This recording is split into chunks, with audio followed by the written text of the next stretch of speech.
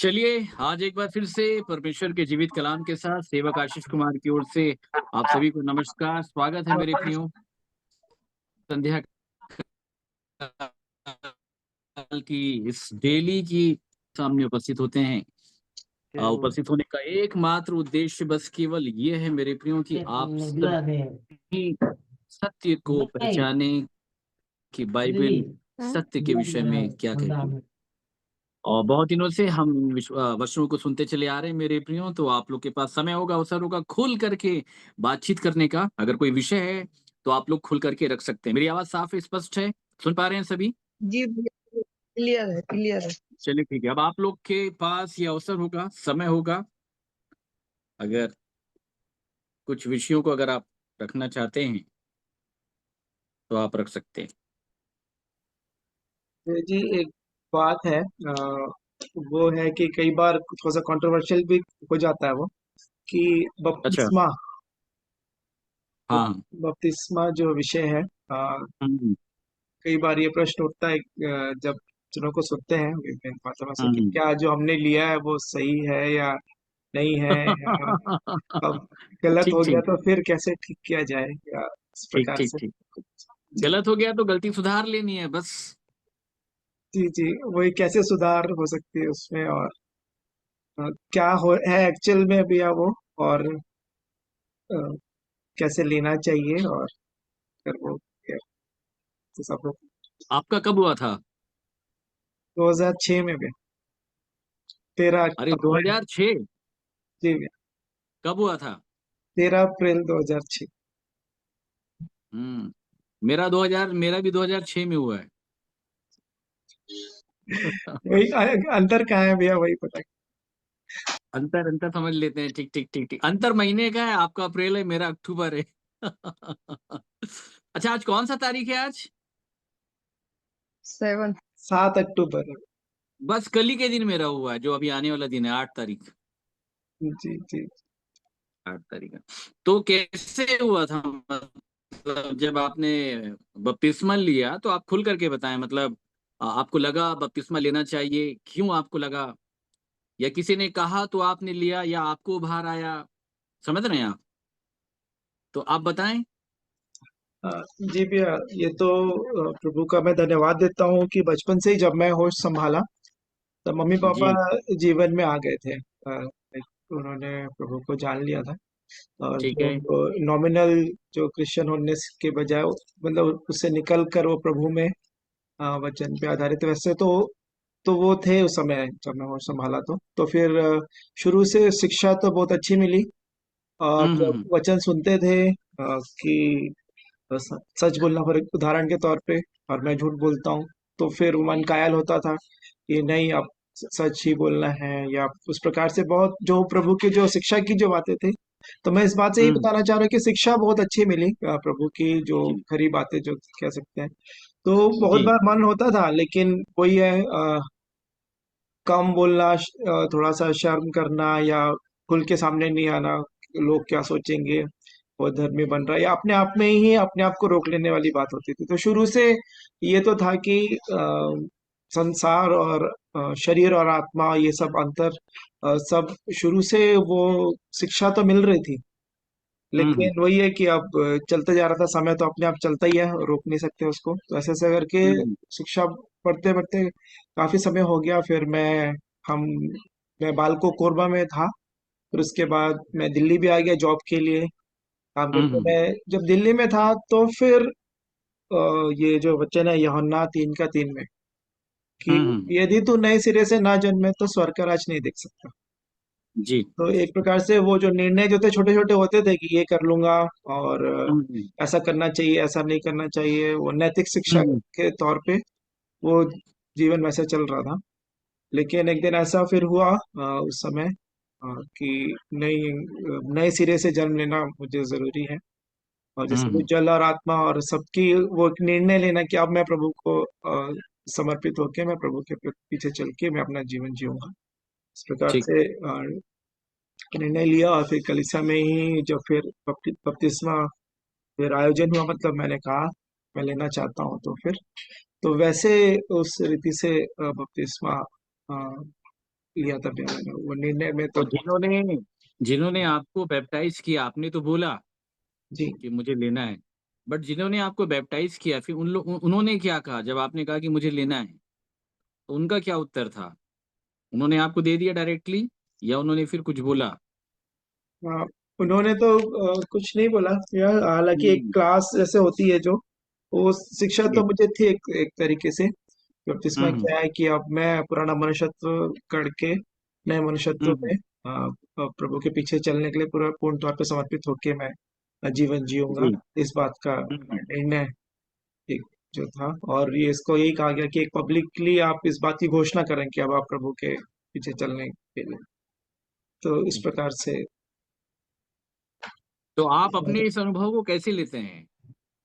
जैसे आपका जो प्रश्न है बिल्कुल मैं उत्तर दूंगा, बट जी अपने जी इस अनुभव को जब हम वचन से कंपेयर जब हम करते हैं जी। तो हम इसको कैसे लेते हैं? हाँ भैया, ये तो फिर शुरुआत तो सिर्फ यही बात कही गई थी उस समय, जो बात आप बोल रहे हैं कि उन्होंने क्या कहा था, मुझे बात अब याद आती है। वो कहते हैं कि ले लो, फिर उसके बाद जीवन जो है फिर धीरे धीरे करके बदलता जाएगा। अच्छा, ये ठीक है। ये वो बात ये थी, एक ही बार में जब एकदम आप अच्छे हो जाओगे फिर उसके बाद लेने की आवश्यकता नहीं। फिर मैं कि तो उस प्रकार से, तो फिर उसके बाद जब वचन जब पता चलता है, जैसे रोमियो 6वें अध्याय में लिखा है कि हम्म।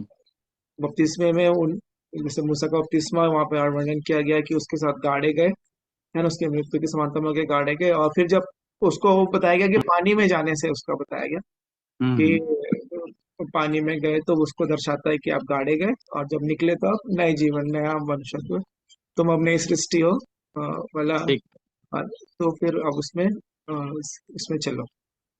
हम्म। तो लेकिन वो ये चलने वाली जब बात आई तो फिर चलना तो बहुत कठिन है, अभी तक नहीं चल पाए।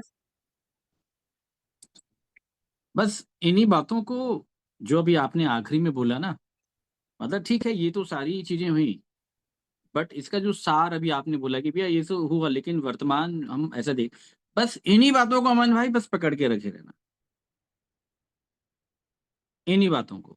मतलब ठीक है सारी चीजें अपनी जगह है कि भाई मैं चर्च जा रहा हूँ, मैं बाइबल पढ़ रहा हूँ, पढ़ा रहा हूँ, मैं वचन सुन रहा हूँ, सुना भी रहा हूँ, कॉटेज फेयर मीटिंग भी मैं जाता हूँ, मैं शायद उसमें लीड भी करता हूँ, या हो सकता है मैं वर्शिपर भी हूँ, मैं आराधना भी करता हूँ, मैं सारे काम कर रहा हूँ। बट मैं जब अपने पर्सनल लाइफ को जब मैं देखता हूँ, स्पिरिचुअल लाइफ को अकॉर्डिंग टू बाइबल, जब मैं ग्राउंड लेवल पे जब मैं देखता हूँ आज्ञाकारिता के आधार पे, तो वो नहीं हो पा रहा है। ठीक है, केवल इस लाइन को हमको पकड़ के रखना है, ये सारे लोग सुन लें। ठीक है, आप इनमें फंसना नहीं। मतलब ये हमको समझ में आ जाना चाहिए कि ठीक है हम ये चीज कर रहे हैं, बट इसका जो आउटपुट है, आउटपुट शून्य है। आउटपुट क्या है? शून्य। इसी चीज को पौलुस ने बताया था कि अपनी इच्छा के आधार पे गढ़ी हुई भक्ति की रीति। समझ रहे हैं आप? अपनी इच्छा के आधार पे गढ़ी हुई भक्ति की रीति, और इसमें आत्महीनता है। और साफ लिखा है इससे शारीरिक लालसाओं को रोकने में कोई एक पैसे का लाभ नहीं है। जी क्लियर है? जी भी। तो हमेशा हमको अपने आउटपुट को देखना है। अगर कहीं इन बातों को अगर हमने अपना आधार बना लिया, विश्वास का धार्मिकता बना लिया, तब तो फिर फंस गए हम। फंस गए कहने का मतलब ये फिर जान लो फिर स्वर्ग वर हम नहीं जा पाएंगे। इन बातों को धार्मिकता बनाने का मतलब होता है कि अब ऐसा हो गया कि अब आप स्वर्ग नहीं जा पाओगे। शैतान ने आपको फंसा दिया। यही बात पौलुस ने यहूदियों के विषय में कही कि वे अपनी धार्मिकता स्थापित करने का यत्न करके परमेश्वर की धार्मिकता के अधीन नहीं हो पाए। ठीक है, तो सार जो है जो आपने बोला कि ठीक है भैया ये जो सारी चीजें हैं, बट फाइनल जो रिजल्ट है वो ये है। और इसलिए इन्हीं विषयों को हमको जानना समझना बहुत जरूरी है। ठीक है, हम वचन में आगे बढ़ेंगे, जो भाई ने पूछा है बिल्कुल उसका पूरा उत्तर देंगे। और कोई कुछ बोलना चाहता है? बेला सिस्टर।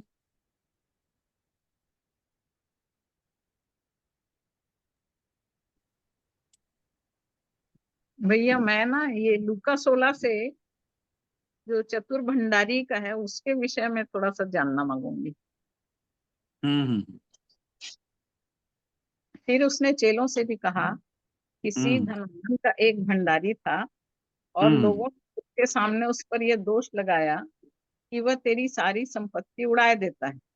हम्म उसने उसे बुलाकर कहा, यह क्या है जो मैं तेरे विषय में सुन रहा हूँ? अपने हम्म भंडारी का लेखा दे, हम्म क्योंकि आगे को भंडारी नहीं रह सकता। और तब ये सब भंडारीपन का लेखा जब मांग रहा था, तो ये समझ गया कि अब मेरे को आगे नहीं रखेगा मेरा स्वामी। तो वो कह रहा है कि मिट्टी मुझसे खोदी नहीं जाती, भीख मांगने से मुझे लज्जा आती है। तो फिर बोलता है, मैं समझ गया कि मुझे क्या करना है। तब हम्म भंडारीपन के काम से छुड़ाया जाऊंगा, तो लोग मुझे अपने घरों में ले लें। तो हम्म ये जो चालाकी से ये काम करना मांग रहा था, तो भंडारीपन एक्चुअल परमेश्वर की दृष्टि में क्या है और कैसे होना चाहिए हमारे जीवन में? ठीक ठीक है, विषय बड़ा है ये, है ना। हाँ और इसके द्वारा प्रभु यीशु मसीह ने बहुत कुछ बताने और समझाने का प्रयास किया है ना। जी। और साफ प्रभु यीशु मसीह ने ये कह दिया है कि कोई दास, मतलब इसका जो सार है 13 में हम पढ़ते हैं, तो जी। कोई दास दो स्वामियों की सेवा नहीं कर सकता, क्योंकि वह तो एक से बैर और दूसरे से प्रेम प्रेम रखेगा, रख एक से मिला रहेगा और दूसरे को तुच्छ तुच्छ जाने। जन तुम परमेश्वर और धन दोनों की सेवा, नहीं कर सकते। हाँ, तो प्रभु यीशु मसीह ने ये साफ बताया कि जब तक तुम अधर्म के धन में तुम सच्चे नहीं ठहरोगे, तो सच्चा धन तुमको कोई नहीं देगा। इसको आप समझ लें। जी। कौन से धन में? अधर्म के अधर्म के। अधर्म के धन में। देखो, दिमाग वो अच्छा लगाया, उसकी सराहना की गई। अच्छा, जी। ऊपर ये बताया भी कि जितना दिमाग वो लगाता है, उतना प्रभु यीशु मसीह के लोग नहीं लगाते। क्योंकि ऊपर कहा गया कि इस आटे पानी। संसार के लोग अपने समय के लोगों के साथ रीति व्यवहारों में ज्योति के लोगों से अधिक चतुर हैं। ज्योति सिस्टर जुड़ी है क्या आज? उनको बताना पड़ेगा भाई, उनका नाम आया है और ये देखना पड़ेगा। कि ज्योति के लोगों से अधिक चतुर हैं, ये बोल दिया गया है। कौन लोग? संसार के लोग। संसारिक लोग। बड़े ध्यान के साथ समझिएगा। अच्छा, भंडारी जो कहा गया है, स्वामी ने उस अधर्मी भंडारी को सराहा लिखा है। बड़े ध्यान के साथ सुनिएगा। मतलब उसके एक कैरेक्टर को उसने सराहा, बोले कि चतुर है बड़ा। हम्म, क्या है? चतुर है। तो चतुर होना बुरी बात है कि अच्छी बात है?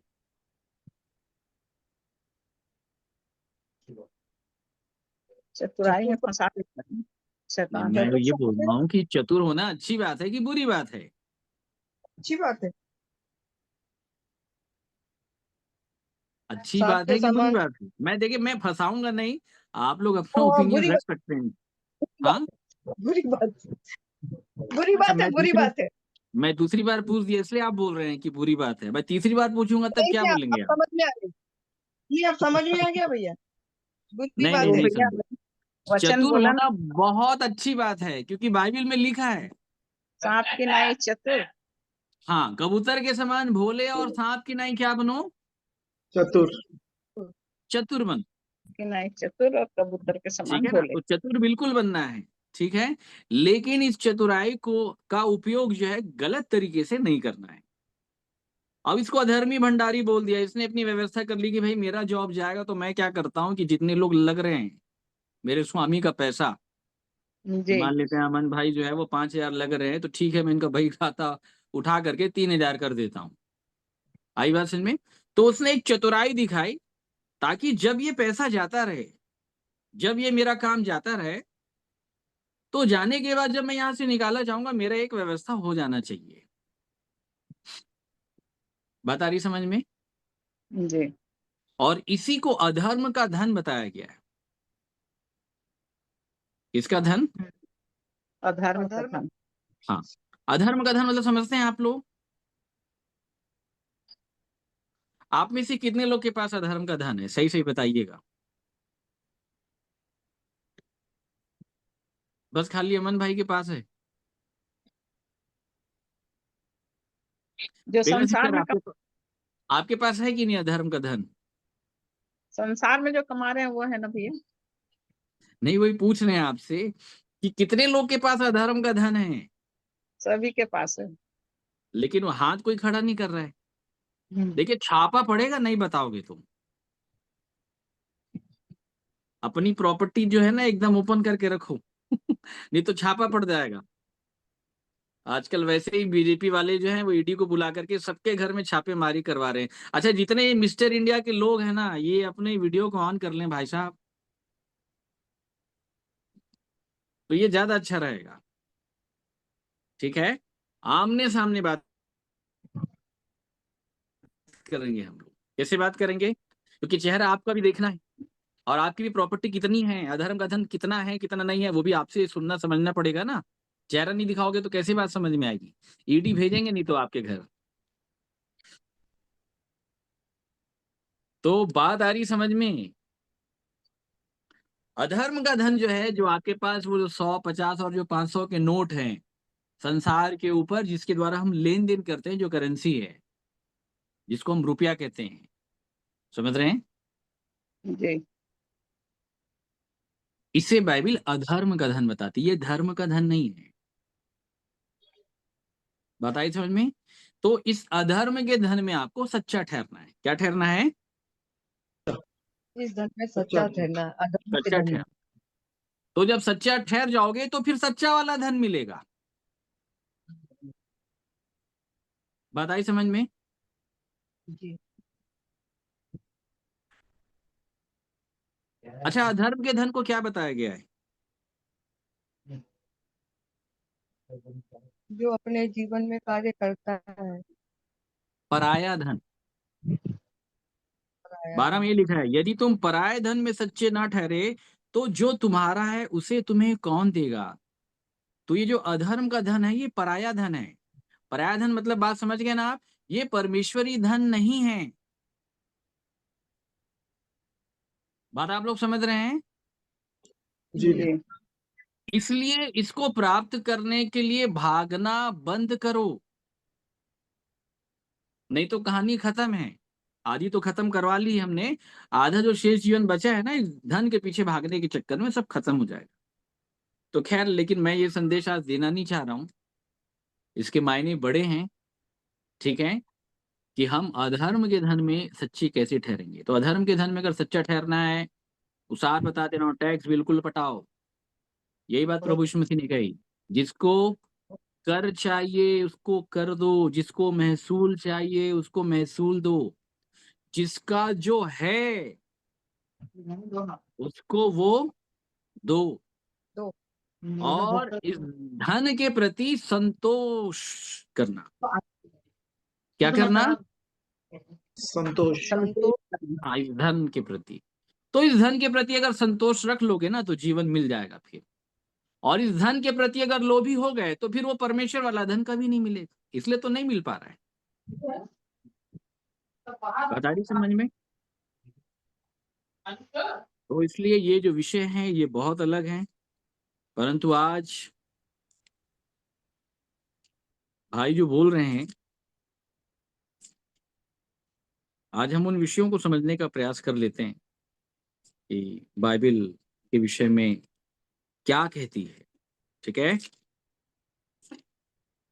चलिए सुसमाचार की पत्री पे हम चलते हैं, और सुसमाचार की पत्री पे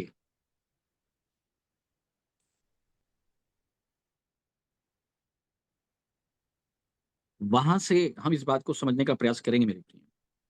ठीक है, तो आप सभी मेरे साथ निकालें मत्ती 3, निकालें जल्दी।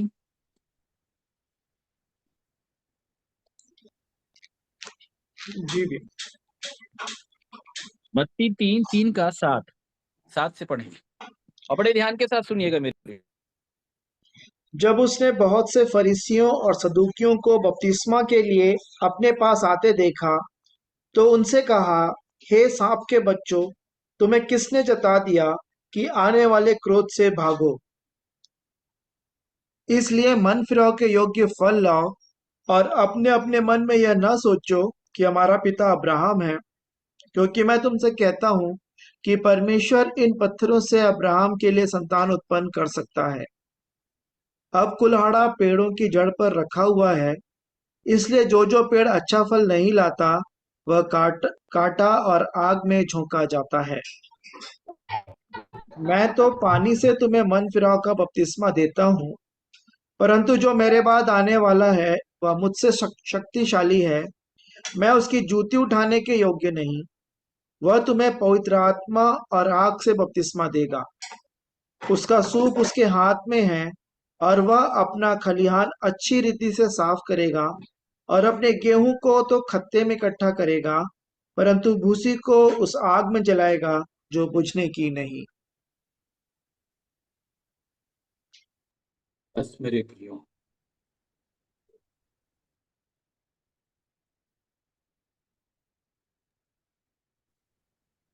इस वचन के पढ़े जाने से आप लोग को बात कुछ समझ में आई है? जी हाँ भैया,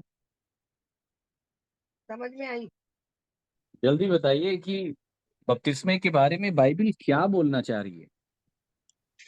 मन फिराव के योग्य फल के बिना नहीं। हाँ, उस लाइन को एक बार फिर से पढ़िएगा। इसलिए मन फिराव के योग्य फल लाओ। साथ से पढ़िएगा। जी। जब उसने बहुत से फरीसियों और सदूकियों को बपतिस्मा के लिए अपने पास आते देखा, तो उनसे कहा, हे सांप के बच्चों, तुम्हें किसने जता दिया कि आने वाले क्रोध से भागो। आगे। इसलिए मन फिराव के योग्य फल लाओ। बस किसके योग्य फल लाओ? मन फिराव के योग्य मन फिराव के योग्य फल लाओ। फल। यहाँ पे क्या काम हो रहा था अमन भाई? कुछ लोग बपतिस्मा लेने आए हैं ना, बड़े ध्यान के साथ सुनिएगा, ठीक है? कौन लोग बपतिस्मा लेने के लिए आए हैं? सदूक फरीसियों और सदूकियों में से। हम्म, फरीसी और सदूकी। बिल्कुल सही, फरीसी और सदूकी। हाँ सदुकी में से। क्या लेने के लिए आए हैं इन लोग? बपतिस्मा। उनको यूहन्ना ने बपतिस्मा क्यों नहीं दिया भाई? सदुकी और फरीसी कैसे होते थे आप लोग जल्दी बताएं। धर्म के ठेकेदार, हम्म नियम कानून मानने वाले, वचन जानने और वाले, हम्म आराधनालय जाने वाले, प्रार्थना करने वाले, उपवास हम्म करने वाले, दान देने वाले, दशमांश देने। हम्म हम्म। इतने आत्मिक लोग थे भाई साहब, इनका बपतिस्मा क्यों नहीं हुआ बताओ तो? मन फिराव के हम्म? योग्य फल नहीं। बात समझ रहे हैं मेरे प्रियो? मन फिराव के योग्य फल। फल नहीं है तुम्हारे पास। बात आ रही समझ में? मत्ती 21 में प्रभु यीशु मसीह ने बहुत सुंदर दृष्टांत दिया और दो पुत्रों का दृष्टांत दिया, ठीक है? और तब उसने कहा कि यूहन्ना धर्म का मार्ग दर्शाते हुए तुम्हारे पास आया और तुमने उसका विश्वास ना किया, परंतु महसूल लेने वाले वेश्याओं ने विश्वास किया। और यहां पे भी हम देख रहे हैं मेरे प्रियो कि ऐसे ही लोग जो हैं बपतिस्मा लेने के लिए आए, परंतु जो लोग अच्छे विश्वासी समझे जा रहे थे ना, सोच लीजिएगा बड़े ध्यान के साथ, फरीसी जो सप्ताह में 2 बार उपवास करते थे, प्रार्थना करते थे, अपने सारे कमाई का 10वां, मतलब ये बहुत बड़ा विषय है। आज के आधार पे अगर कोई बाइबल पढ़ रहा है, नहीं भाई बिलीवर है, इसको कर दो, बैप्टाइज कर दो, ऐसा नहीं होता। कोई प्रार्थना बहुत अच्छे से कर रहा है, बैप्टाइज कर दो भाई, बिलीवर हो गया है वो, ऐसा नहीं होता। लेकिन कोई उपवास कर रहा है, कोई दशवांश दे रहा है, कोई एक्टिव मेंबर है, आराधनालय जाने वाला है, डेली जाने वाला है, तो भी बैप्टाइज नहीं किया यूहन्ना ने। मतलब बात आ रही है आप लोगों को समझ में? छोटा मोटा काम नहीं है बपतिस्मा लेना कि कोई भी आएगा और आकर के लेके चला जाएगा। या कोई भी आ जाए उनको दे दिया जाए। मैं एक बार बाहर गया था प्रचार के लिए, मैं जगह का नाम नहीं लूंगा, छत्तीसगढ़ में ही था। और ऐसे ईस्टर और गुड फ्राइडे के समय में मैं गया हुआ था। और वहां पे ऐसा हुआ कि ईस्टर के दिन अर्ली मॉर्निंग में जो भोर की आराधना जब होती है, तो उस समय बहुत सारे जवान लोगों को लाया गया। ठीक है। और 6 दिन सब लोगों ने संदेश बढ़िया से सुन लिया था। तो उनमें से बहुत लोग की इच्छा थी कि हम ब्रदर से बपतिस्मा लें। और वहां के भाई साहब भी ये चाह रहे थे कि ब्रदर आप इनको बपतिस्मा दो। मैंने किसी को नहीं दिया। मैं बोला मैं नहीं दूंगा। तो बोले ब्रदर क्यों नहीं दोगे? मैं बोला नहीं, आप देना चाहें तो आप दे सकते हैं। मैं बोला मैं नहीं दूंगा। सब मेरे को देख रहे थे ना, ब्रदर क्यों नहीं दे रहे हैं, क्योंकि मैं समझता हूँ चीजों को। ये बात समझिएगा, ये ना चाहने वाले की बात है, ये ना दौड़ने वाली की बात है। बात समझ रहे हैं? तो यूहन्ना ने बहुत सुंदर विषय बताया कि मन फिराव के योग्य योग्य। फल लाओ। हाँ, क्या फिराव के? मन फिराओ के हाँ, मन फिराव के योग्य फल फल लाओ। लेकर के आओ। और जब फल लेकर के आ अच्छा, ये मत सोचो बिल्कुल कि तुम्हारा पापा अब्राहम है तो तुम बच जाओगे। ऐसा नहीं है। यही कहा गया ना। जी। ठीक, अपने मन में ये मत सोचो कि हमारा पिता अब्राहम है। बिल्कुल नहीं, गलत सोच रहे हो, याद रखना। क्योंकि प्रतिज्ञाएं अब्राहम को और अब्राहम के वंश को दी गई, तुमको नहीं दी गई है। वंशों को नहीं लिखा है। और अब्राहम से कितने वंश हुए थे? एक कितने वंश हुए थे? तो एक ये तो लगता है, लेकिन आशीषित इसहाक से अब्राहम से कितने वंश हुए? एक तो दो तो बेटे पैदा हुए। दो। जी। एक, एक को निकाल दिया और एक को, रख लिया। एक तो इसहाक था और एक इस्माइल था। और उसके अलावा 6 बेटे और थे उसके। कितने बेटे? छह बेटे। 6 बेटे 6 बेटे के और बारे में थे। सुना है कि नहीं? उसके बाद जब सारा कतूरा। खत्म हो गई ना, तो उसने दूसरा विवाह किया और फिर उसकी स्त्री का नाम था कतूरा। है ना? वो जिम्रान इमफरान ऐसे टाइप के नाम है, 6-7 नाम वहां पे दिए हुए, 6 नाम दिए हुए। ठीक है। तो योक्षान। वंश बहुत सारे हुए भाई साहब, याद रखिएगा। परंतु प्रतिज्ञा एक ही को दी गई है। एक तो अब्राहम को दिया गया व्यक्तिगत, और दूसरा किसको दिया गया? इसहाक। इसहाक को, वंश को। नहीं समझे आप? उसके वंश। प्रतिज्ञाएं किसको दी गई गलातियों के आधार पे? अब्राहम के अब्राहम वंश को, वंश को। फिर अब्राहम के बाद मसीह को। इसको, मसीह। मसीह को, इसको याद रखिएगा। ठीक है। उसके अलावा प्रतिज्ञा किसी को नहीं दी गई है। तो आप अब्राहम का युग तो अब आप भूल जाओ, इसहाक का युग तो आप भूल जाओ। तो प्रतिज्ञाएं किसको दी गई है? मसीह को दी गई है। बोलिए किसको दी गई है? मसीह को दी गई। अब अब्राहम से तो बहुत सारे लोग उसकी देह से उत्पन्न हुए, लिखा है। बात आ रही समझ में? अब्राहम की देह से बहुत सारे लोग उत्पन्न हुए। ठीक है। लेकिन वो स्वर्ग नहीं जाएंगे, साफ बोल दिया। आज ऐसे ही हमारे यहाँ भौतिकवाद के आधार पे विश्वास करने वाले लोग अब्राहम की संतान कहला रहे हैं। और यही बात यूहन्ना 8 में इन लोगों ने कही कि बोले हम अब्राहम के वंश के हैं। आज ईसाई आदमी यही गिना रहा है, भाई साहब मैं ईसाई हूं, मैं बचपन से ईसाई हूं। और हम उसी को बता रहे हैं नहीं जाएगा भाई स्वर्ग, क्योंकि तू ईसाई है। तुम्हारा सबसे बड़ा फॉल्ट यही हो गया है कि तुम ईसाई हो। बात समझ रहे हैं? ईसाई होना एक बहुत अलग विषय है, मसीही होना बहुत अलग विषय है। अन्यथा मत लीजिएगा, अर्थों को समझिए। ठीक है। अर्थों को समझिए, थोड़ा दिमाग लगाइए कि जो बोला जा रहा है वो कितना सही और कितना गलत है। आप जितना सोचते हो वो कितना सही और कितना गलत है। ठीक है। तो अपने मन में ये मत समझो कि हम अब्राहम की संतान है। जी। बात समझ रहे हैं? बिल्कुल नहीं। कुल्हाड़ा पेड़ों की जड़ पर धरा है, इसलिए जो जो पेड़ अच्छा फल नहीं लाता वह काटा और जाता झोंका जाता है। आग में झोंका जाता है। बात आई समझ में? तब पूछा गया मन फिराव के योग्य। फल चलिए अब आप बताइए मन फिराव के योग्य फल क्या होता है? जिन संसार शरीर की बातों में पहले मन लगता था, अब उन्हीं से घृणा करना।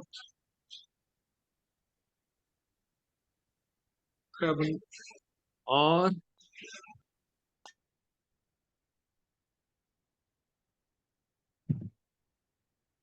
और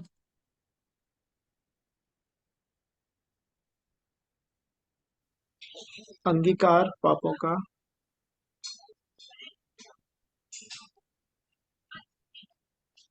इस लाइन को आप लोग समझिए कि मन फिराव के योग्य, फल लाओ। मन फिराव के योग्य फल लाओ। इसका अर्थ क्या है? इस एक लाइन का मन फिराव के योग्य फल लाओ, क्या अर्थ है इसका? ये पापों अपराधों के लिए दुखी। आप ना इस लाइन को बहुत अच्छे से समझिएगा कि बोल क्या रहा है। मन फिराव के योग्य फल लाओ, तो क्या बोल रहा है वो? ऐसे फल लेके आओ जिससे मन फिराओ, मौत तक पहुंचो। हम्म, बिल्कुल सही बोल रहे हैं, अभी ठीक बोल रहे हैं आप। ऐसा कुछ मन फिराव के योग्य, ये नहीं बोल रहा है कि मन फिराओ, इस बात को ध्यान के साथ समझना। वो ये बोल रहा है मन फिराव के योग्य फल फल लाओ। लाओ। अब बड़े ध्यान के साथ समझिएगा, फल की क्या परिभाषा है? बाइबल में प्रभु यीशु मसीह ने बताया कि पेड़ जो है वो फल से पहचाना जाता है।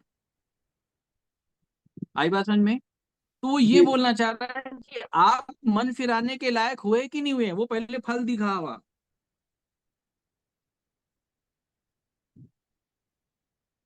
बात समझ रहे हैं आप लोग? मैंने बार बार बोला, फल हिंदी को देखना हमको चाहिए। टैली करना है बहुत अच्छे से। आप मन फिराने के लायक हुए हैं कि नहीं हुए हैं, आप उसकी योग्यता को पहले प्रकट करें। बात समझ रहे हैं? अब जैसे मैं आपको एक उदाहरण बताता हूं कि जैसे हमको नौकरी करनी है, अखबार में इश्तिहार आता है, ठीक है, कंप्यूटर ऑपरेटर चाहिए, मान लेते किसी कंपनी ने इश्तिहार निकाला है, पीजीडीसीए और ये डिप्लोमा और ये दुनिया भर के जितने भी कोर्स होते हैं, फिर वहां पे लिखा है योग्यता कम से कम 12वीं पास, योग्यता। बड़े ध्यान के साथ सुनिएगा। और फिर आखिरी नीचे में लिखा रहता है कि योग्य उम्मीदवार ही आके संपर्क करें, बाकी कोई टाइम पास करने ना आए। बात समझ रहे हैं?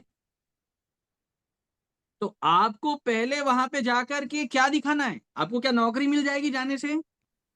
नहीं, योग्यता ये दिखा। योग्यता दिखानी है कि जो नौकरी आप करना चाह रहे हैं उसके करने की योग्यता आपके पास है कि नहीं भाई साहब?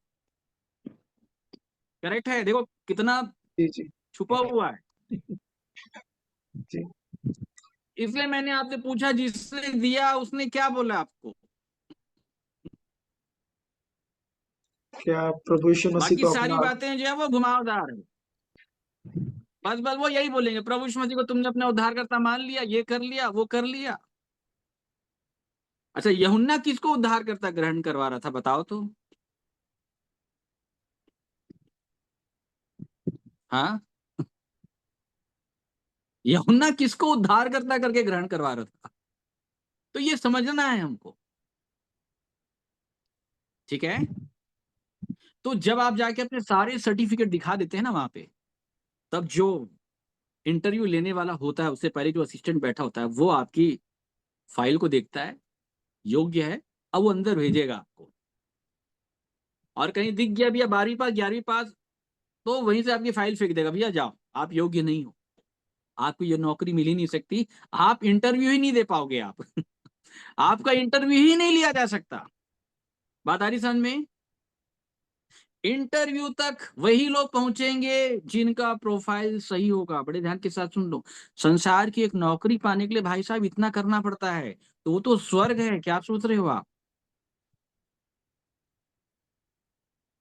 बात आ रही समझ में? बाइबल में योग्यता का विषय लिखा हुआ है। विवाह के भोज का निमंत्रण मिला, लिखा है जिनको निमंत्रण मिला वे लोग योग्य नहीं निकले, साफ बोल दिया। क्या नहीं निकले? योग्य नहीं निकला। योग्य ही नहीं निकले। बता रही ना, मत्ती 22 में लिखा है विवाह के भोज के निमंत्रण के बारे में सुना होगा आप लोग। जी। क्या कहा वहां पे? सारांश बता रहा हूं, वचन खोलेंगे तो टाइम हो जाएगा। उसने अपने लोगों से कहा, अपने घराने से, कि आओ मेरे पले हुए पशु मारे गए हैं, विवाह का भोज तैयार हो गया, भाई खाने आओ, बुला रहा हूं तुमको खाने के लिए। तो क्या कहा गया?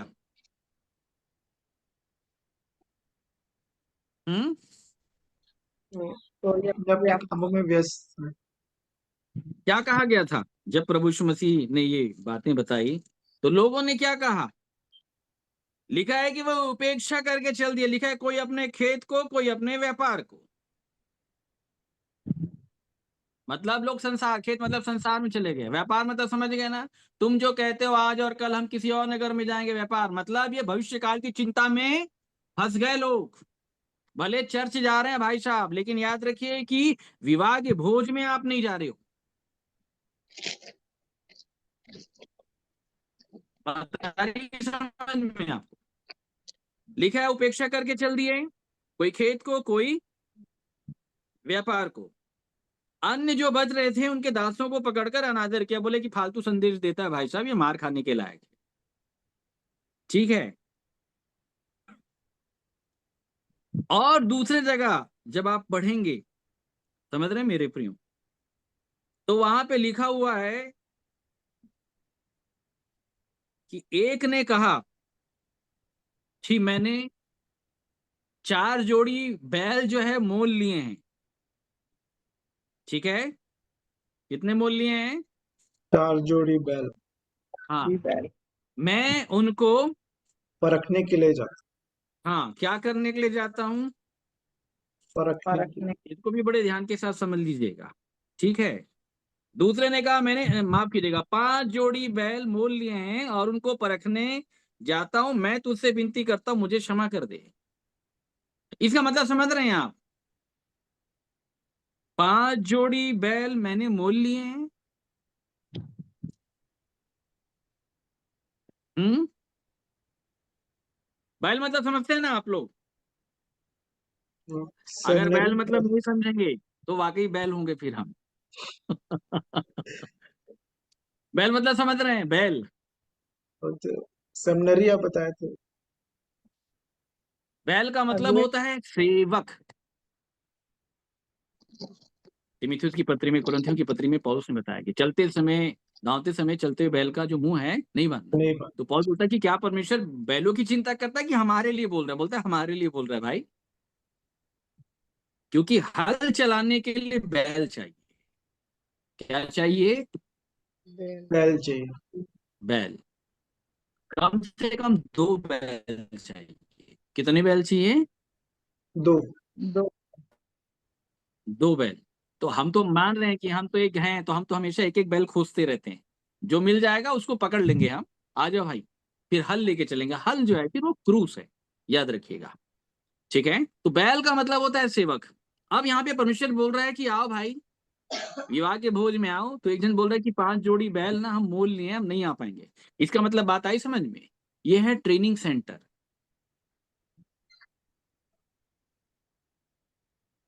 बात आ रही है समझ में? क्या है ये? Training centre. ट्रेनिंग सेंटर है भाई साहब। लोग हो गए बिजी यहाँ पे। बात आई समझ में?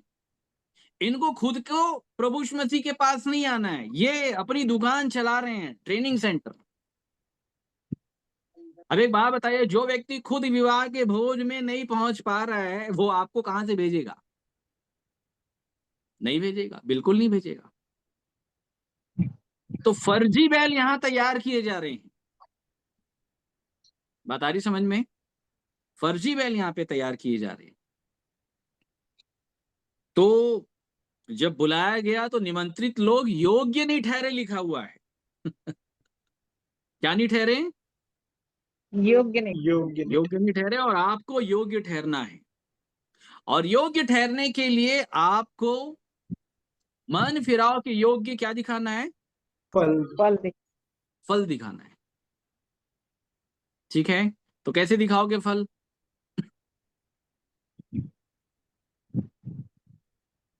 अंगीकार। क्या अंगीकार करेंगे अपन? पापों को मान देना हाँ, कि मैं पापी हूँ, प्रभु मुझ पर दया करें। आंसू। ध्यान के साथ सुनिएगा मेरे प्रियो। लूका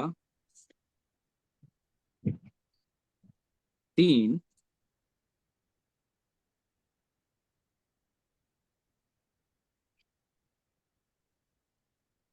फरीसी लोग तो छूट गए, ठीक है, यहूदी लोग छूट गए जब उनको मन फिराने के लिए कहा गया। और आज के भी विश्वासी की वही दशा है भाई। अरे ब्रदर, हमको क्या मन फिराने के लिए बोल रहे? हमको 30 साल हो गए, 35 साल हो गए, 40 साल हो गए। वो लोग भी अपना अनुभव गिना रहे थे। वो लोग नहीं माने यूहन्ना की बात को। बात आ रही ना समझ में? ये लोग छूट गए। बाकी जब लोगों ने, जो बच गए थे, उन लोगों ने क्या कहा? 11 पढ़े, 10 पढ़े। तब लोगों ने उससे पूछा, तो हम क्या करें? अब हमको क्या करना है? देखिए न्यूट्रल हो गए ये। एक मिनट रुक जाइए। अब हम क्या करें?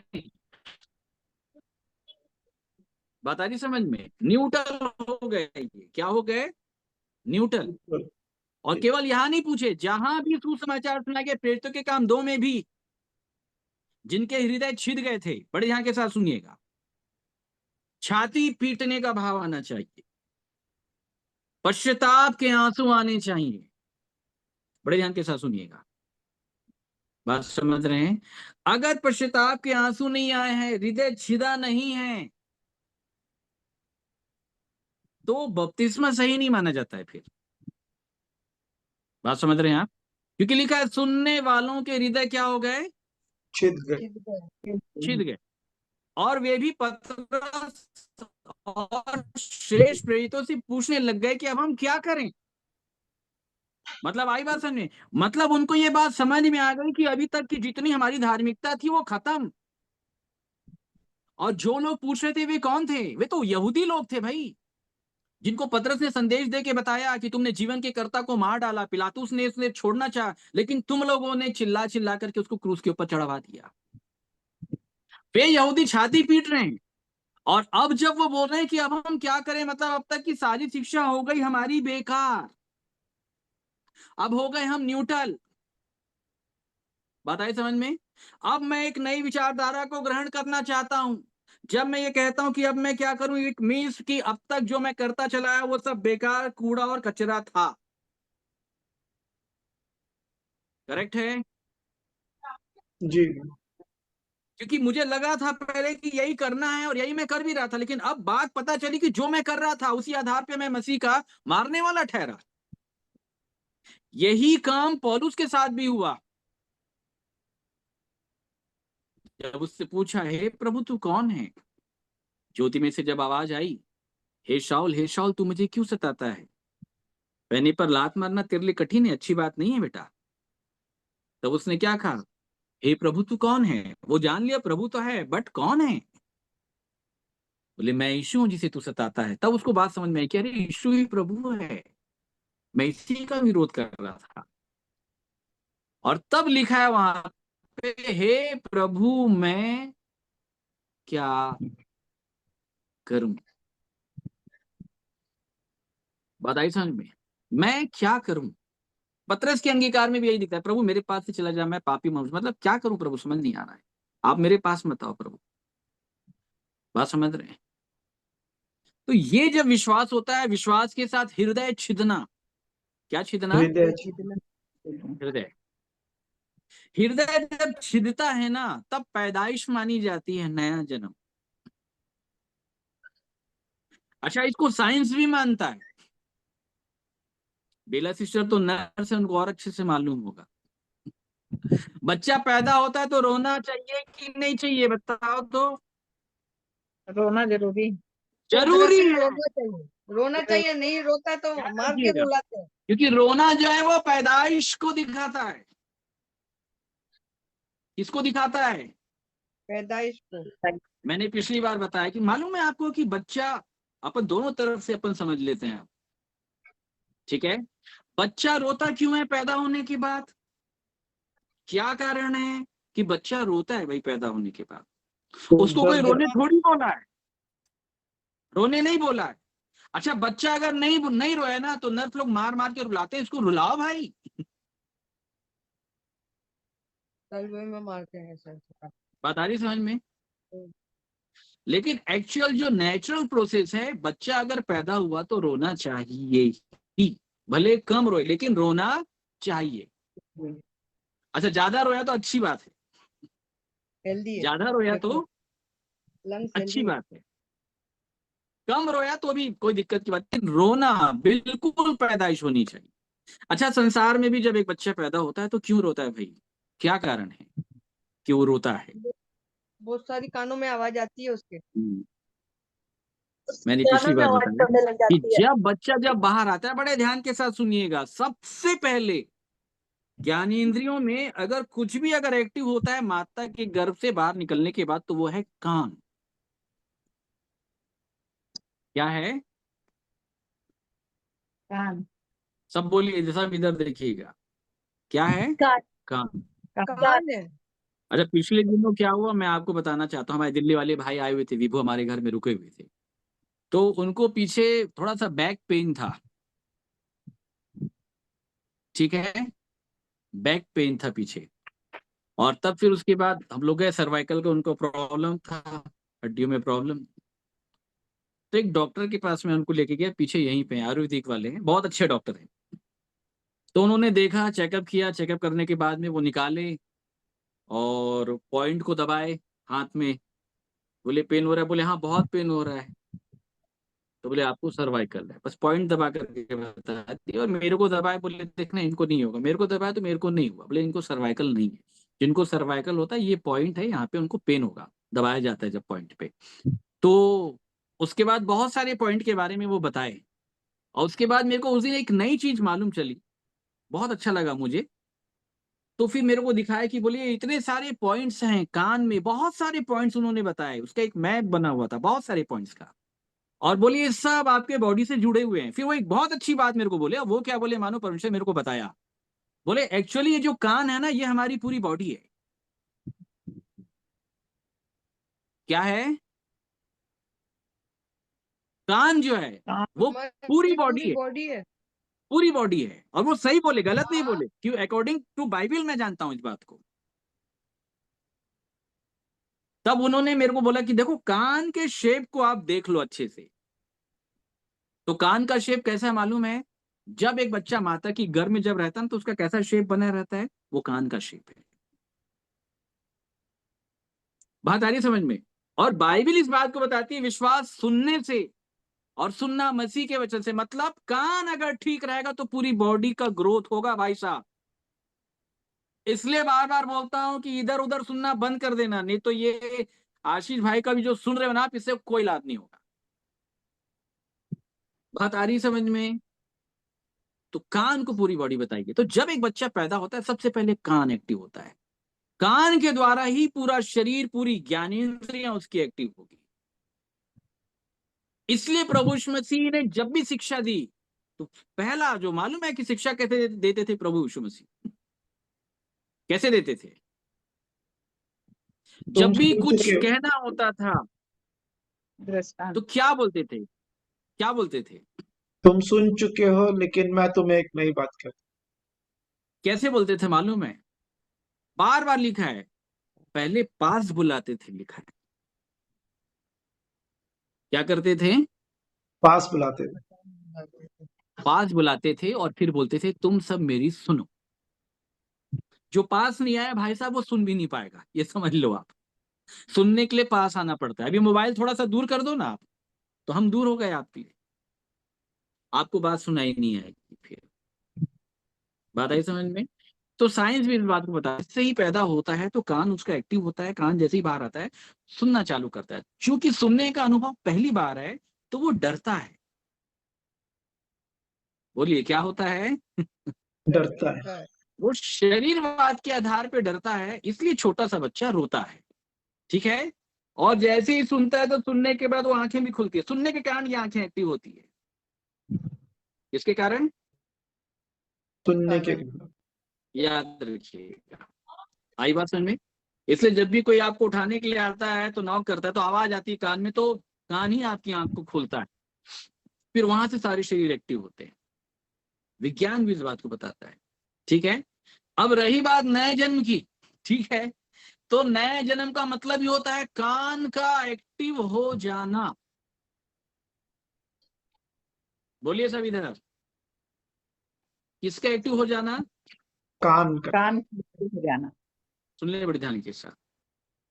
और जब ये कान परमेश्वर के वचन के भेद को, प्रकाशन को जब सुनता है तो पहली बार सुन रहा है। बोलिए कैसे कैसे सुन रहा है? पहली पहली बार। बार सुन। तब ये इस रीति से बार सुनने का अनुभव अनुभव जो है वो पहली बार है। और तब उसकी आत्मा जो सोई हुई है, कौन सोई हुई है? आत्मा। आपको उस आत्मा को वो जगाता है। वो आत्मा जो कब्र के अंदर है, बॉडी को बाइबल में कब्र बताया गया है। वो समय आता है वरना है, जितने मृतक कब्र के अंदर हैं वो परमेश्वर के पुत्र के शब्द को सुनेंगे। और फिर सुनने के बाद वहां से आत्मा का रोना चालू होता है कि अरे मेरा मुक्तिदाता आ गया, मैं इसे ढूंढ रहा था, प्रभु मैं कहाँ पड़ा हूं, मेरी दशा क्या है। फिर वहां से उसका वचन हमें रुलाता है मेरे प्रिय। बात आ रही समझ में? और मन फिराव का मतलब यही होता है कि हमारे मन का जिंदा हो जाना। समझ रहे हैं आप? मन का जिंदा हो जाना। और तब ये मन जो जीवित हो जाती है ये अपने मन को शरीर से हटा करके आत्मा की बातों पे लगाती है। इसे ही मन फिराव बाइबल में कहा गया है। बात आ रही समझ में?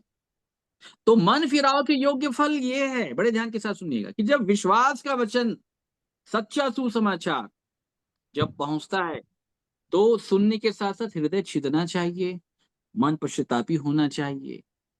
ठीक है। आंसू बिल्कुल निकलते हैं मेरे प्रियो। कितने भी परमेश्वर के दास हैं, सबकी ये गवाही है। साधु सुंदर सिंह है, पंडित धर्म प्रकाश शर्मा जी हैं, ब्रदर भक्त सिंह हैं, चाहे मैं हूं, चाहे कोई भी है मेरे प्रियो, विश्वास के जीवन का आरंभीकरण ही रोने से होता है। अच्छा, अब ये रोना जबरदस्ती नहीं है जैसे लोग रोते हैं, जबरदस्ती से भी कुछ नहीं होगा। ये परमेश्वर करता है। कौन करता है? परमेश्वर करता है। तो ये सारी चीजें जब होती है तो ये दिखाता है इन बात को कि ये मन फिराव के योग्य फल है। आई बात समझ में? इट मीन्स मतलब कि जब ऐसी दशा देखी जाती है तब उस व्यक्ति के लिए ये सोचा जाता है कि ये मन फिरा सकता है भाई साहब। बात आई समझ में? क्योंकि इसके जीवन में जी फल दिखाई दे रहा है। क्या दिखाई दे रहा है? फल फल दिखाई दिखाई दे। दे। फल दिखाई दे रहा है। फल ठीक है। दिखाई देगा। तो और क्या क्या फल दिखाई देगा ये तो मैं आपको लक्षण बता दिया। और क्या फल दिखाई देगा?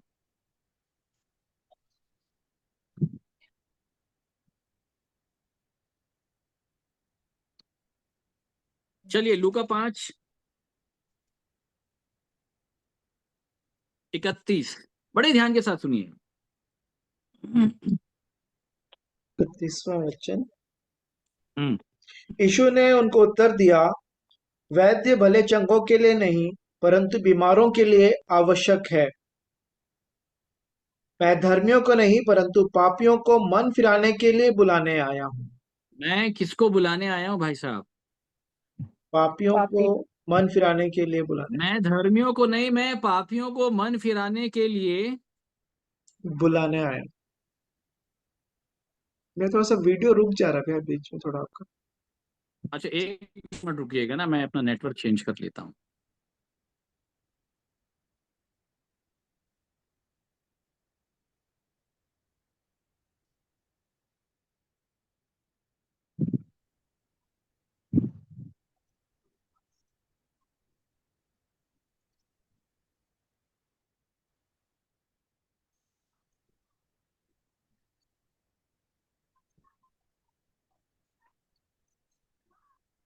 अब ठीक है। जी भैया। मैं धर्मियों को नहीं, मैं पापियों को मन फिराने के लिए, बुलाने आया। इस लाइन को अच्छे से समझिएगा। तो कौन बुला रहा है? यीशु। प्रभु यीशु मसीह बुला रहे हैं कि नहीं बुला रहे? जी। क्यों बुला रहे हैं? कि वो मन फिराए। तो अगर उसके पास जाना है तो क्या करना पड़ेगा? मन मन फिरा। फिराना पड़ेगा। फंस गए ना आप लोग। वो योग्य फल लेके आना पड़ेगा। क्या लिखा है यहाँ पे? मैं धर्मियों को नहीं, मैं पापियों को मन फिराने के लिए, बुलाने आया हूँ। ये मैं बताया हूं एक बार और। पाप का अंगीकार करना पड़ेगा। मैं धर्मियों को नहीं, मैं पापियों को मन फिराने के लिए। वाक्य समझिएगा, वाक्य में क्या आदेश दिया जा रहा है और जो आदेश, जो विषय कहे जा रहे हैं, उसमें पहला कौन है और दूसरा कौन है? ठीक है। तो प्रभु यीशु मसीह ने कहा मैं धर्मियों को नहीं, मैं पापियों को, सुनिएगा ध्यान से, मन फिराने के लिए बुलाने आया हूं। मतलब कितनी बातें हैं यहाँ पे? दो बातें। ठीक है, कितनी बातें हैं? दो बात। मन फिराने के लिए, ठीक है, एक विषय ये दिख रहा है। फिर दूसरा विषय बुलाने आया हूं। दो विषय हैं। अब इन दोनों विषय में पहला कौन सा है?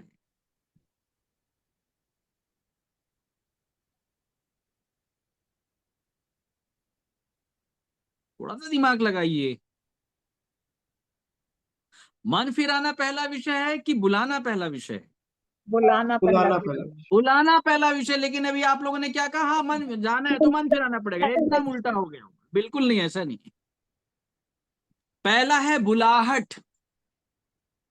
क्या है? बुलाहट। तो प्रभु यीशु मसीह पापी व्यक्ति को बुला रहा है। भाई साहब बोलिए, क्या कर रहा है? बुला रहे हैं प्रभु यीशु मसीह। बस। कहाँ बुलाता है?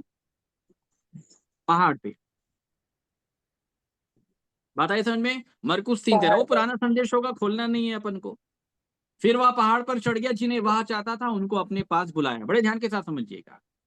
तो उनके पास जाने के लिए आपको मन फिराने की आवश्यकता नहीं है। उनके पास जब आप पहुंच जाओगे तब आपको मन फिराना वो सिखाएगा। भाई साहब, आप नहीं सीख पाओगे। आपके पास पावर है ही नहीं,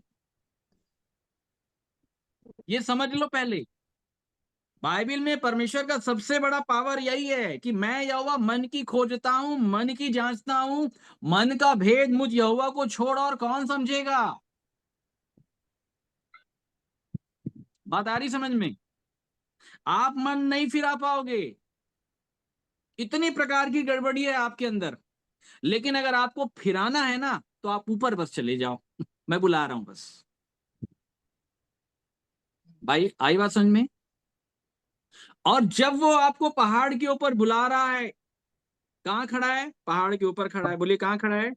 पहाड़ के ऊपर। पहाड़ के ऊपर। और आप नीचे हैं। जी। आपको नीचे से ऊपर जाना है पहाड़ पर। जी। तो मन फिराने का काम ना भाई साहब नीचे नहीं है, वो पहाड़ के ऊपर है। पहले ये समझ लो आप। इसलिए प्रभु यीशु मसीह ने कहा जो नगर पहाड़ पर बसा हुआ है। बसा है, पहले नगर तो बसाओ भाई साहब पहाड़ के ऊपर। और जो नगर पहाड़ पर बसा है, फिर उसको जगत की ज्योति बोलता है। तुम ऊपर ही नहीं आए तो तुम काहे की जगत की ज्योति हो? बात आ रही समझ में? तुम पहले ऊपर आओ तो सही। आई बात समझ में? तुम ऊपर आओ तो सही। ये नगर पहाड़ पे बसे तो सही। याद रखिएगा, क्रूसिफिकेशन पहाड़ के ऊपर। सारे काम बाइबल में पहाड़ के ऊपर हैं, पढ़ लो आप। 10 आज्ञाओं की तख्तियां पहाड़ के ऊपर मिली। मूसा परमेश्वर से बात करने के लिए पहाड़ के ऊपर जाता था। प्रभु यीशु मसीह आए तो उपदेश देना पहाड़ से चालू किया। प्रार्थना करने वो पहाड़ पर जाते थे। इन बातों को समझ लें आप। जैतून का पहाड़ उनका बहुत फेवरेट था, ये भी समझेंगे। जैतून का पहाड़, क्यों जैतून के पहाड़ को उन्होंने चुना, ये भी समझेंगे अपन। प्रभु यीशु मसीह की मृत्यु भी पहाड़ के ऊपर हुई। प्रभु यीशु मसीह का स्वर्गारोहण भी कहाँ पे हुआ? पहाड़ से हुआ। आई बात समझ में? और प्रभु यीशु मसीह लेने भी पहाड़ पे ही आ रहा है, नीचे नहीं आने वाला भाई साहब। सेकंड कमिंग नहीं बोलना, कमिंग नहीं बोलना। जो लोग नहीं जानते वो लोग सेकंड कमिंग बोलते, बिल्कुल गलत लैंग्वेज है वो। आई बात समझ में? क्योंकि प्रभु यीशु मसीह, बड़े ध्यान के साथ सुनिएगा, सेकंड कमिंग किसको बोलते हैं? मान लेते हैं जैसे मैं बेला सिस्टर के यहाँ गया था। सिस्टर मैं आपके घर कितने बार आया? 2 बार। 2 बार। तो मैं एक बार गया था, फिर एक बार जाने के बाद फिर दूसरी बार, एक बार जब बहुत पानी गिरा था, दिल्ली वाले भाई आए हुए थे तो हम पहुंच गए। तो जब मैं दूसरी बार उनके घर पहुंचा तो उसे सेकंड कमिंग कहते हैं। अब मान लेते हैं कि दूसरी बार मैं उनके घर नहीं गया, मान लेते हैं थोड़ी सी दूर में अमन भाई का घर है, तो मैं अमन भाई के घर आया, तो सेकंड कमिंग थोड़ी होगा। सेकंड कमिंग तो जब मैं बेला सिस्टर के आऊंगा तब होगा। तो फर्स्ट कमिंग जो था प्रभु यीशु मसीह का, वो पृथ्वी के ऊपर था, मनुष्य बन करके आया। आई बात समझ में? वो पहली बार आया। आई बात समझ में? अब जब प्रभु यीशु मसीह आएगा तो पृथ्वी पे थोड़ी ना आएगा वो। पौलुस बोलता है हम तो हवे में, बादलों में मिलेंगे। वो धरती के ऊपर थोड़ी ना कदम रखेगा भाई साहब। तो आप सेकंड कमिंग कैसे बोल दोगे आप? बात कुछ आ रही समझ में? आप उसको सेकंड कमिंग नहीं बोल पाओगे, ठीक है? तो वो लेने के लिए भी बादलों पे आ रहा है। बोलिए कहां पे आ रहा है? बादलों पर। हाँ, और बादल पहाड़ के ऊपर ही मंडराते हैं भाई साहब, जाके देख लीजिएगा। कुछ आई समझ में बात? स्वर्ग दूत पहाड़ पे आके खड़े हुए, चेलों को बताया गया, क्या देख रहे हो? बोले उसको देख रहे। बोले जैसे वो गया वैसे ही वो आएगा। मैंने बताया ना, तुम इसी रीति के आधार पे स्टैंडिंग पोजीशन, जो वेटिंग पोजीशन है, बने रहना। वो पहाड़ पे आएगा भाई साहब, वहीं से चला जाएगा, हवा नहीं लगेगा ईसाइयों को, ये बता दे रहा हूं आपको। ये बड़े बड़े जो भविष्यवक्ता बैठे हैं ना, ये किसी को हवा नहीं लगने वाला, ये बात मैं आपको बता दे रहा हूं, हवा नहीं लगेगा। बाद में जब हवा तूफान बनेगा ना तो सबको लगेगा। उसके बाद तो फिर बड़ा भयंकर पड़ने वाला है, इसको याद रखिएगा, याद रखिएगा। और इसलिए शराफत इसी में है कि वचन को सुनकर मानकर भी हम कदम बढ़ा लें, नहीं तो अवसर नहीं मिलेंगे भाई साहब। तो कहां बुला रहा है प्रभु यीशु मसीह? पहाड़ पे। पहाड़ पे। क्यों बुला रहा है? मन फिराने के फिराने लिए। के लिए। मन फिराने के लिए। अब आपको अगर मैं सामान्य भाषा में बोलूं तो ना, वो खड़ा है पहाड़ के ऊपर, ऐसे आवाज दे रहा है, इधर आ, इधर आ। पहले बुलाता है भाई साहब, पहले पास आओ ना, पहाड़ पे आओ, और तब उसके बाद मन कैसे फिराते हैं वो सिखाएगा आपको। बात आ रही समझ में? तब मन कैसे फिराते हैं वो सिखाएगा। तो पहले बुलाहट है, तो बुलाहट को पहले पूर्ण करना है। तो बुलाहट को पूर्ण करने के लिए आपको पहाड़ पर चढ़ना है। क्या ही सुहावने हैं वो पांव जो पहाड़ पर ऊपर आते हैं, लिखा है। और तब वो समाचार लेकर के दूसरों के पास जाते हैं। तो पहाड़ पर जाना है अमन भाई। जी भैया। आई बात समझ में? तो जब एक व्यक्ति पहाड़ पर प्रभु यीशु मसीह के पास जाने का प्रयास करेगा तो फिर क्या काम होगा? ये भी पुराना संदेश है हमारा। नीचे के जो गुरुत्वाकर्षण बल है ना, वो उस मनुष्य को खींचेंगे। बात आ रही समझ में? जब आप पहाड़ पे चढ़ने का प्रयास करोगे तो गुरुत्वाकर्षण बल क्या है? ऊपर से धोती नीचे कपड़ा मकान। आपके मम्मी, आपके पापा, आपकी पत्नी, आपके बच्चे, आपके भाई, आपकी बहन, और जो भी परिवार के सदस्य हैं जिसको ब्लड रिलेशन कहते हैं। क्या कहा प्रभु यीशु मसीह? जो माता या पिता को मुझसे अधिक प्रिय जानता है वो योग्य नहीं है। और बाइबल ये बोलती है कि पहले मन फिराव के लिए योग्यता दिखाओ। मतलब योग्यता दिखाने का मतलब होता है प्रभु यीशु मसीह के पास आओ, सारे रिश्ते नाते को सेकेंडरी रखो, तब योग्य ठहरोगे आप। बात आ रही समझ में? अच्छा, बड़ी भीड़ लूका 14:25 में लिखा है, जब प्रभु यीशु मसीह के साथ चल रही थी तो वो बार बार उनको बोलता था कि यदि कोई मेरे पास आना चाहे वास्तव में तो अपने माता पिता भाई बहन पति पत्नी बाल बच्चे सबको अप्रिय जानो। मतलब वो ये बताना चाह रहा है कि ये भीड़ भले मेरे नाम से आती है, लेकिन एक्चुअली इनके जीवन में पहला अधिकार मनुष्यों का है, मेरा है ही नहीं। और इसलिए ऐसी बड़ी भीड़ से प्रभु यीशु मसीह कभी प्रसन्न नहीं हुआ, क्योंकि वह आप जानता मनुष्य के मन में क्या है। मनुष्य के मन में कोई दूसरा मनुष्य विराजमान बैठा हुआ है। बात आ रही समझ में? अब्राहम की भी जब पहली बुलाहट हुई तो लिखा है वो अपने कुटुंब अपने परिवार को छोड़ के निकला।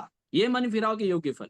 एक बच्चा भी स्कूल जाता ना पढ़ाई करने के लिए, तो पहले उसको सैक्रिफाइस करना पड़ता है, माता पिता भाई बहन सबको छोड़ के जाना पड़ता है भाई साहब, तब वो कुछ बनता है, कुछ सीखता है। और यहां आपको क्या लग रहा है कि आप परिवार में फंसे फंसे सब कर लोगे? कुछ नहीं मिलना हुआ है, कुछ नहीं मिलेगा। और इसलिए मनुष्य की दशा जस के तस है, क्योंकि जो सैक्रिफाइस होना चाहिए था, विश्वास का जो पहला पायदान है वो है सैक्रिफाइस। क्या है? जब प्रभु यीशु मसीह ने चेलों को बुलाया तो लिखा है वो पिता को छोड़ के, वो जाल को छोड़ के, वो परिवार को छोड़ के हो गए पीछे। और जो लोग इस आधार पे सैक्रिफाइस कर लिए, बाइबल उन्हें योग्य बताती है। यह है मन फिराव की योग्यता का परिचय।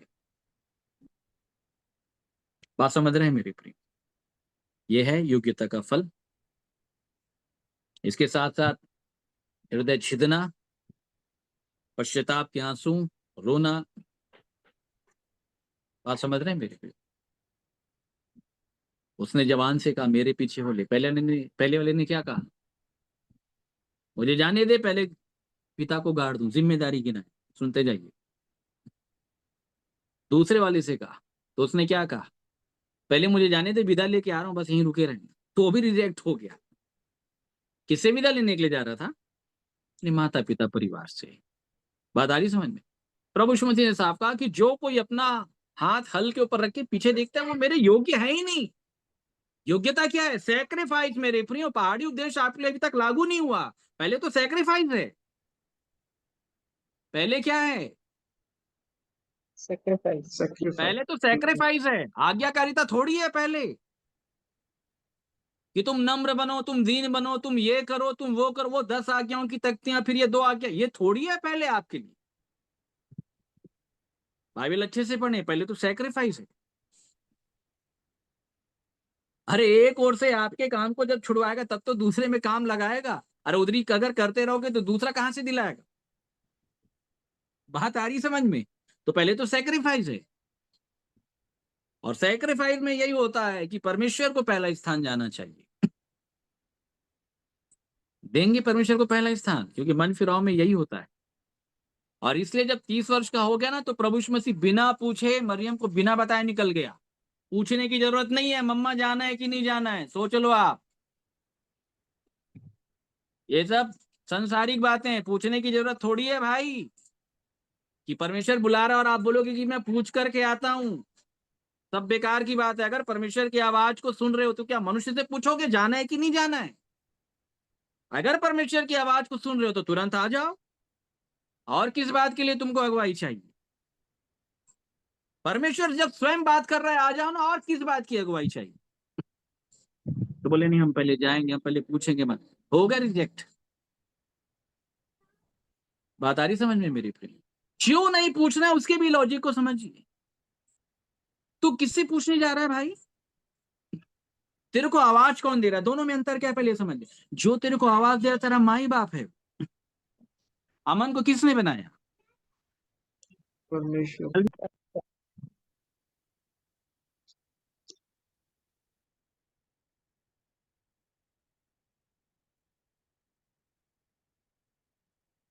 अमन को किसने बनाया? परमेश्वर। परमेश्वर। कि मम्मी पापा ने? परमेश्वर। परमेश्वर। सीधी सी बात है, परमेश्वर ने बनाया।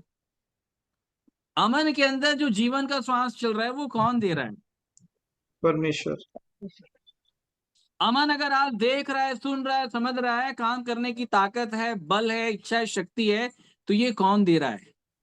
परमेश्वर के दया अनुग्रह। आई बात समझ में? तो आपकी पहली जिम्मेदारी किसके प्रति बनेगी? परमेश्वर के प्रति। कोई मनुष्य आपको ना बल दे रहा है, ना आपको श्वास दे रहा है, कुछ नहीं दे रहा ना, इसको याद रखिएगा।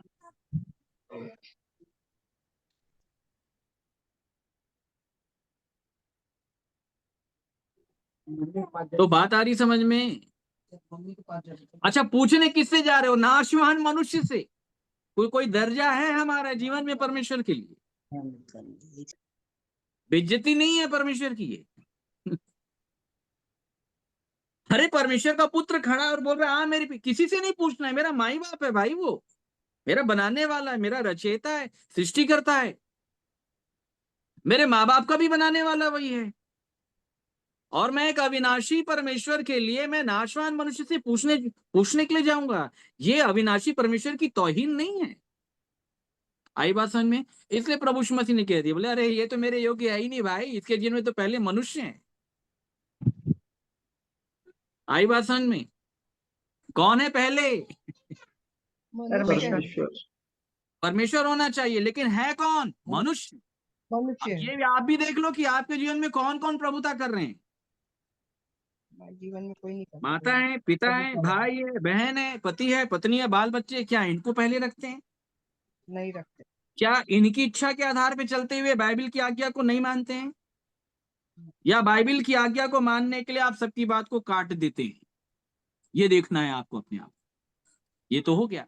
अब आज देखिएगा, अगर रिलीजियस वे में अगर अपन जाकर के बात करें, समझ रहे हैं मेरे, तो फिर कौन है? तो बोले पास्टर भी हो सकते हैं। कौन हो सकते हैं? भी दिक्कत की बात हो गई। बाइबल में साफ लिखा है कि तुम मनुष्य को दिखाने के लिए सेवा मत करो, किसी मनुष्य को प्रसन्न करने के लिए सेवा मत करो। पौलुस ने गलातियों 1:10 में कहा कि क्या मैं अब तक मनुष्यों को प्रसन्न करता हूं? यदि मैं अब तक मनुष्यों को प्रसन्न करता होता तो मसीह का दास नहीं होता। अब आपको यह तय करना है कि आपको किसका दास बनना है। आप जिसकी सुन रहे हो आप उसी के दास रहोगे, याद रखिए। इसलिए एक तरफा सुनना इस वचन को, एक तरफा बोल रहे हैं हम, और एक तरफा ही सुनना। दो तरफा बिल्कुल नहीं चलेगा। दो तरफा वालों के लिए संदेश है ही नहीं मेरे प्रियो, ये बिल्कुल नहीं। मैंने साफ बता दिया ना कि ऐसा बिल्कुल नहीं है कि चलता रहेगा, बिल्कुल नहीं। एक तरफा। एक तरफा का मतलब होता है जिस ओर परमेश्वर खड़ा है उसी ओर हमको आकर के खड़ा होना है। नहीं तो मनुष्यों को अगर प्रसन्न करने में लग जाएंगे तो फिर हम वंचित हो जाएंगे। आ रही है बात समझ में? जी ठीक है। सैक्रिफाइस करेंगे, देंगे पहला स्थान परमेश्वर को, और तब उस हर इंसान को नीचे आपको लाके बैठाना पड़ेगा जो आपके जीवन में पहले नंबर पे बैठा होगा। वो हर एक इंसान जो आपसे कुछ ऐसी बात करने के लिए बोलता होगा जो वचन के आधार पे नहीं है, आपको उसको नीचे बैठाना पड़ेगा। बिल्कुल बैठाना पड़ेगा, बोलना पड़ेगा। अगर परमेश्वर को स्थान अगर हम देना चाहते हैं तो बिल्कुल बोलना पड़ेगा। परमेश्वर को अपने जीवन में पहला स्थान देने का मतलब ही यही होता है मेरे प्रियो, कि वो हर एक बातें, वो हर एक काम जिसको करने के लिए मेरे माता पिता, पति पत्नी, बाल बच्चे, भाई बहन, या कोई पादरी या पास्टर या कोई भी धार्मिक व्यक्ति जो संसार की ओर से होगा, कहता है मैं उसकी बात नहीं मानूंगा क्योंकि वचन ये नहीं कहता। और जब आप ये करते हैं तो पहला स्थान आप परमेश्वर के देने वाले ठहरते हैं। तो जो लोग इस आधार पे सेक्रीफाइस करने के लिए तैयार है कि नहीं परमेश्वर जो बोलता है वही करना है, तो वो योग्य ठहरता है। क्या ठहरता है? याद रखिएगा, बात आ रही समझ में? और जी तब भाई। उस योग्य व्यक्ति को ऊपर बुलाया जाता है, वो चढ़ जाता है, क्योंकि गुरुत्वाकर्षण बल उसको खींच नहीं सकता। आ रही है बात समझ में? यही है गुरुत्वाकर्षण बल जो हमको बोझ में दबा करके रखा है। और प्रभु यीशु मसीह ने कहा मैं तुमको मिस्रियों के बोझों के नीचे से निकालूंगा। इजरायलियों को भी मिस्रियों के बोझों के नीचे से निकाला गया। बोझ क्या है? रोटी, कपड़ा, मकान, घर और परिवार। फंस गए इसी में। घर के आटे की रोटी के चक्कर में जीवन की रोटी नहीं खा पा रहे हो भाई साहब। नाशवान रोटी ने अविनाशी रोटी के लिए द्वार बंद करवा दिया आपका। बात आ रही समझ में? और इसलिए आइए जीवन की रोटी के लिए। जीवन की रोटी अगर खाने आना है ना तो सैक्रिफाइस करके आना है भाई साहब। रोटी ऐसे ही नहीं मिलेगी, बड़ी महंगी है, याद रखिए, बड़ी महंगी रोटी है। और साफ लिखा है कुत्तों को तो देना ही नहीं है। किसको नहीं देना है? कुत्तों को नहीं देना है, सूअरों को नहीं देना है, बिल्कुल नहीं देना है, इसको याद रखिएगा। हाँ, लेकिन अगर कुत्ता अंगीकार कर लिया तो पहले चूर चार मिल जाएगा भाई साहब। बोलिए क्या मिल जाएगा? चूर चार मिल जाएगा। चूर चार में भी बड़ा दाम है उसके। ये चूर चार जो है ना, ये भूख पैदा करते हैं। क्या पैदा करते हैं? भूख पैदा करते हैं। क्योंकि जीवन की रोटी में स्वाद बहुत है। बात समझ रहे हैं? स्वाद बहुत है। चूर चार भी जब मिल जाता है ना, तो उसके स्वाद का कुछ प्रतिशत हमको मिलता है। जिसे बाइबल में कहा गया कि तुमने परमेश्वर की कृपा के स्वाद को क्या कर लिया? चख लिया। चख लिया। खा लिया नहीं बोला है ना भाई साहब, चख लिया बोला है। और याद रखिए कि जब भी कोई चीज चखी जाती है और उसका स्वाद जब बड़ा उत्तम होता है, तब वो भूख पैदा कर देती है। क्या पैदा कर देती है? भूख। भूख पैदा कर देती है। कौन सी भूख? प्रभु चूर चार खा लिया, रोटी का थोड़ा रोटी चाहिए। धन्य वे जो धर्म के भूखे और प्यासे हैं, वे तृप्त किए जाएंगे। फिर आइए मेरे प्रियो, जीवन की रोटी इंतजार में बुलाता है परमेश्वर। सीधी बातों से बुलाता है, सीधे बात करता है। इस अंतिम दिनों के ऊपर परमेश्वर अपनी बात को इस युग के अंदर प्रकट करता है। ये एक युग का प्रचार है, इसको याद रखिएगा मेरे प्रिय। एक युग का प्रचार है। ये प्रचार जागृति के लिए है। ये प्रचार भारत देश में परमेश्वर के महिमा की ज्योति को प्रकट करने के लिए है। वरन इस ज्योति को पूरे भारत देश में हो करके संपूर्ण विश्व में फैलाने का प्रचार है मेरे प्रियो, से याद रखिएगा। और यकीन मानिए, अगर बात सुन लिए ना तो सहभागी होंगे साथ में। क्या होंगे? सहभागी होंगे। हाँ, याद रखिएगा। अवसर परमेश्वर आपको दे रहा है। अगर आप नहीं आए तो दूसरा आएगा, लेकिन आएगा। ये समझ लें, परमेश्वर का काम नहीं रुकेगा। आएगा। काम थोड़ी ना रुकेगा। नहीं लेकिन रुकेगा। फिर उसके बाद अगर कहीं छूट गया ना भाई साहब, इसको याद रखिएगा, हम ही को याद करोगे फिर। बहुत बोल रहे थे भैया डेली शाम को आके, बहुत बताए भैया धार्मिकता के बारे में, लेकिन हम फंस गए अपने चर्च के चक्कर में। हम फंस गए अपने धार्मिकता के चक्कर में। हम मनुष्य को प्रसन्न करने वाले हो गए, और हम भी उन लोगों में ठहरे कि 5 जोड़ी बैल मोल लिए, हमको भी प्रचारक बनना था, हमको भी ये करना था। इन्हीं बातों के कारण हम छूट जाएंगे मेरे प्रियो। स्पष्टता के साथ कहता हूं, समझदार को इशारे काफी है। और इसलिए निकले मेरे प्रियो, जो निकलेंगे वे तो बात परमेश्वर की ही करेंगे। अभी आप मनुष्य की ओर से मनुष्य के सिखाए हुए ज्ञान को बोलते हैं, एक बार निकलिए परमेश्वर के ज्ञान को बोलेंगे फिर। बात समझ रहे हैं मेरे प्रिय?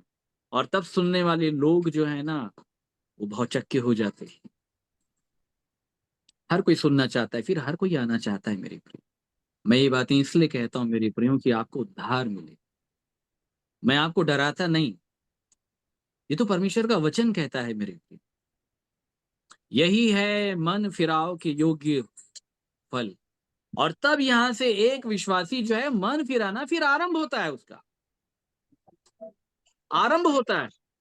रोमियो के लोगों को जिनका बैप्टिज्म हो गया था, रोमियो 6:8 में फिर यह शिक्षा दी गई कि शरीर पर मन लगाना मृत्यु, आत्मा पर मन लगाना जीवन और शांति। तो आत्मा की बात क्या है, शरीर की बात क्या है, वो पहले जस्टिफाई करके उनके सामने रखा जा रहा था। उनको बात समझ में आ रही थी, ये गलत है ये सही, तो जो सही है चलो इस पे मन लगा लो। इसे कहते हैं मन फिराव। और फिर मन फिराव के लिए शिक्षा होनी चाहिए। आप कैसे मन फिराएंगे भाई? मन फिराव का मतलब ये होता है आत्मा की बातों पर मन लगाना। अगर आत्मा की बात को कोई प्रकट करने वाला होगा ही नहीं, तो चुनाव कैसे करोगे? बात समझ रहे हैं मेरे प्रियो? कोई भी काम विश्वासियों के हाथ में डायरेक्ट नहीं है। पौलुस क्या बोलता है इफिसियों के लोगों को? क्या तुमने उस सुसमाचार को सुना है, अनुग्रह के प्रबंध का सुसमाचार, जो तुम्हारे लिए मुझे सौंपा गया? बोलता है किसके लिए? तुम्हारे लिए। तुम्हारे लिए मुझे सौंपा गया। और जो प्रेरित को सौंपा गया वो कलीसिया को बताता, फिर बताता यही बातें सत्य, इस पे मन लगा लो। तब मन लगाते हैं। फिर शैतान भी दूसरे प्रकार के ज्ञान को लेके आता है भरमाने के लिए। तो कुलुसियों के लोगों को समझाया, चौकस रहो कि कोई तुम्हें उस तत्व ज्ञान और व्यर्थ के धोखे के द्वारा अपना हेर ना बना ले, जो संसार की आदि शिक्षा के अनुसार तो है पर मसीह के अनुसार नहीं है। प्रेरित के द्वारा परमेश्वर इन सारी बातों को प्रकट करता चला जाता है। तो बात आ रही समझ में मेरे प्रियो? मन फिराओ अपने आप में बहुत अद्भुत है मेरे प्रियो। अवसर एक समय परमेश्वर ने हमको दिया है, इस अवसर को बहुमूल्य समझे मेरे प्रियो। मैदान खाली है, अभी आपको बता दिया, पूरे भारत देश में मैदान खाली है। ये बातें नहीं है जो बातें परमेश्वर हम तक पहुंचा रहा है, ये बातें नहीं है। मैं इन बातों का बड़ा सम्मान करता हूं, ये बातें मेरी नहीं है मेरे प्रियो। मैं परमेश्वर को बहुत धन्यवाद देता हूं कि आपने सबसे बड़े पापी के ऊपर आपने इन बातों को प्रकट किया है प्रभु, और आप लोगों पर भी प्रकट किया है। मैं मसीह के लिए ये बातें कहता हूं मेरे प्रियो। ये उसका अनुग्रह, सच्चा अनुग्रह है मेरे प्रियो। ये वही सत्य है जिसके विषय में यूहन्ना 8:32 में प्रभु यीशु मसीह ने कहा, तुम सत्य को जानोगे, सत्य तुम्हें स्वतंत्र करेगा। सत्य जब भी खुलता है झूठ को प्रकट करता है। झूठ ही मनुष्य का बंधन है, और जब सच प्रकट होता है तब जान लेते हैं कि ये झूठ है। तब उस झूठ से निकल करके सच को ग्रहण किया जाता है। इसी को ही बाइबल स्वतंत्रता कहती है। ये स्वतंत्रता कब आएगी? जब सत्य का भेद प्रकट किया जाएगा, जिसको बाइबल में स्वतंत्रता का भेद कहा गया। तो समझ रहे हैं मेरे प्रियो, ये है मन फिराव के योग्य फल। उसके बाद एक विश्वासी पहाड़ तक पहुंचता है, वहां से मन फिराना फिर वो चालू करता है, याद रखिएगा। फिर मन फिराव की शिक्षा बहुत अलग है ना, संसार की शिक्षा अलग है और ऊपर की शिक्षा अलग है। जो नीचे से आया वो नीचे ही करेगा। आज पूरी सेवकाई नीचे चल रही है, याद रखिएगा, पहाड़ पर नहीं है। पूरी मिनिस्ट्री नीचे चल रही है, पूरे चर्चेस नीचे हैं, याद रखिएगा। एक ही चर्च है जो ऊपर पहाड़ के ऊपर है, वो है प्रभु यीशु मसीह का। उसी में हमको जुड़ना है मेरे प्रियो, क्योंकि वो उसी को लेने के लिए आ रहा है, नीचे के लोगों को थोड़ी लेने के लिए आ रहा है। वो तो पहाड़ के ऊपर जो लोग रहेंगे ना, वो वही लोग जाएंगे, याद रखिएगा, बाकी दूसरा कोई नहीं जाएगा। तो अच्छा है मेरे प्रियो, परमेश्वर हमारी सहायता करे इन बातों के द्वारा। मुझे आशा है, विश्वास है कि आज भी हमने बहुत कुछ जाना, बहुत कुछ समझा होगा। अगर आप में से कोई कुछ कहना चाहते हैं, कुछ काउंटर क्वेश्चन भी अगर आपके पास होगा, या जो आपको समझ में नहीं आया, तो आप अपने विषयों को रख सकते हैं मेरे प्रियो। आपके पास अवसर होगा, अगुवाई करें मेरे प्रियो।